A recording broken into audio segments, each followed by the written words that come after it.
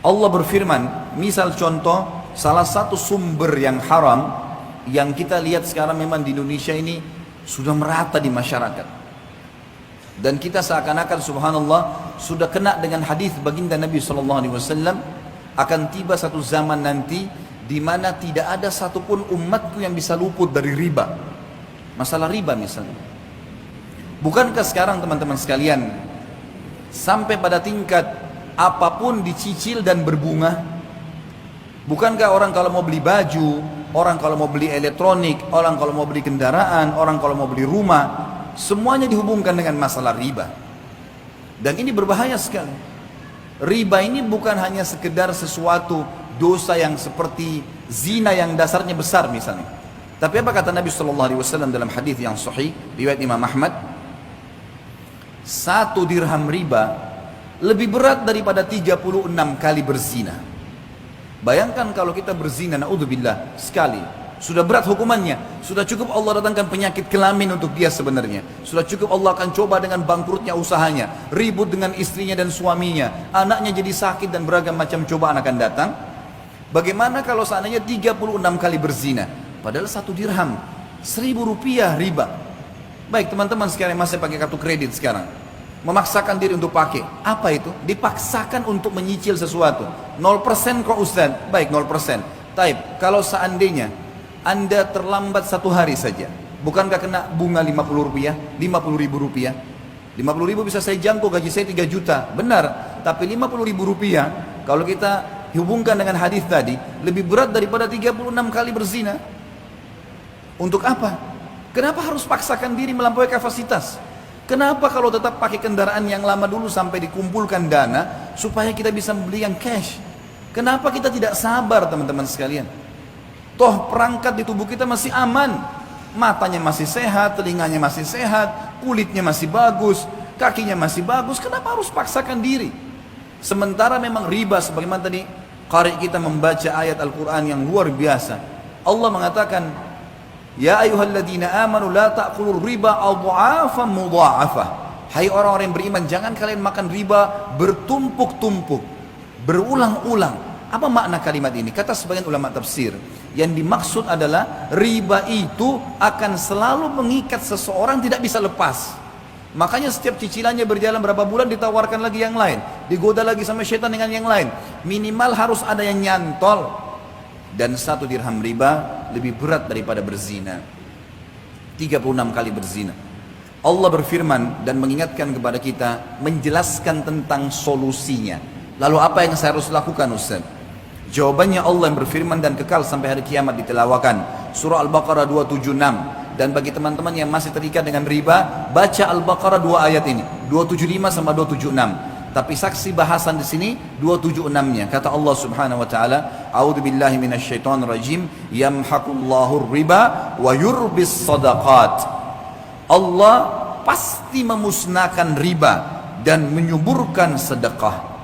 Apa maksudnya memusnahkan riba? Kata para ulama tafsir, yang dimaksud musnah hartanya, hasil riba itu tidak akan bermanfaat buat dia, selalu bermasalah. Beli elektronik akan selalu bermasalah buat dia, beli rumah dari riba akan selalu tidak tenang di dalamnya, terjadi pertengkaran-pertengkaran, makanan minuman yang didapatkan dari hasil bunga riba atau dari riba itu juga akan mendatangkan penyakit-penyakit dan seterusnya. Memusnahkan harta itu dan memusnahkan bagi pemakannya. Sesuai dengan hadis Nabi SAW, Allah melaknat pelaku riba, penulisnya, saksinya, semua kena. Maka harus hati-hati. Dan Allah menyuburkan sedekah. Bagaimana mempertemukan teman-teman sekalian antara riba dengan sedekah? Bagaimana kita mempertemukan antara riba yang orang transaksi jual beli bertambah berbunga dengan sedekah? Sedekah seakan-akan kita tidak dapat apa-apa.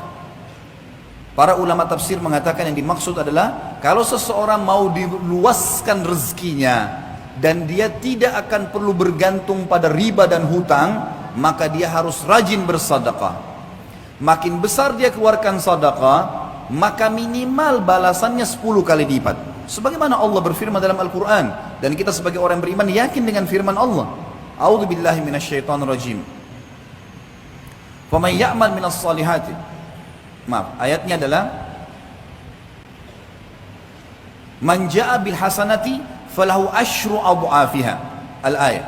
Siapa yang melakukan satu kebaikan termasuk sedekah di dalamnya, maka Allah akan datangkan 10 kali lipat. Sebenarnya kita kalau sedekah 5.000 rupiah, 50.000 rupiah, 100.000 rupiah, 1 juta rupiah, atau makin besar maka makin bagus. Pada saat itu sudah ada jaminan dari Allah, kita akan dapat secara investasi dengan Sang Pencipta Allah 10 kali lipatnya. 50.000 akan 500.000, 5 juta akan 50 juta. Ini janji, nggak mungkin salah. Allah nggak mungkin salah. Inna Allah la yukhliful mi'ad. Allah nggak akan pungkiri janjinya. Wa man asdaqu minallahi qila. Dan siapa yang lebih jujur daripada Allah dalam perkataan?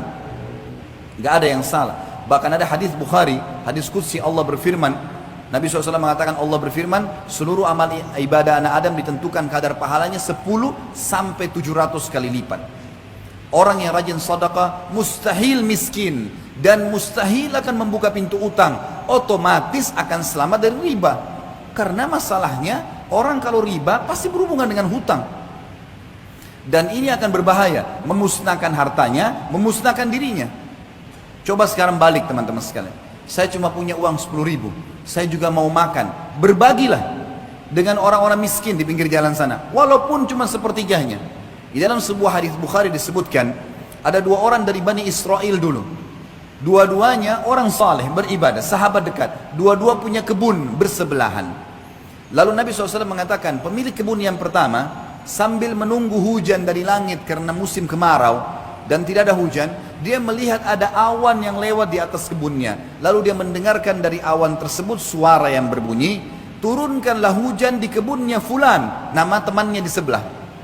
Maka dia pun mengikuti awan tersebut, dan ternyata awan itu menggumpal semuanya di atas kebun temannya.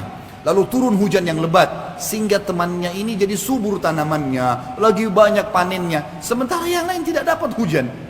Kuasa Sang Pencipta Allah. Lalu dia tanya temannya, apa yang kau lakukan dengan kebunmu ini? Sampai di musim kemarau seperti ini, masih saja Allah datangkan hujan khusus untuk kebunmu, yang lain gak dikasih. Dia mengatakan, hasil kebunku ini aku bagi 3. Sepertiganya aku berikan kebutuhan keluargaku, dan ini termasuk sedekah. Sepertiganya lagi aku sedekahkan untuk orang-orang yang membutuhkan. Sepertiganya aku kembalikan sebagai modal usahaku. Jadi dari 3 penghasilan dia, 2-nya sedekah. Dikasih ke keluarganya, istri anaknya makan, dan dia juga ini sedekah, juga dikasih kepada fakir miskin sedekah. Sepertiganya, gitu kan? Sepertiga dan sepertiga. Sisa sepertiga lagi, ini yang saya kembalikan ke modal. Perhatikan di sini, sedekah itu yang menunjukkan dan membuktikan datangnya rezeki.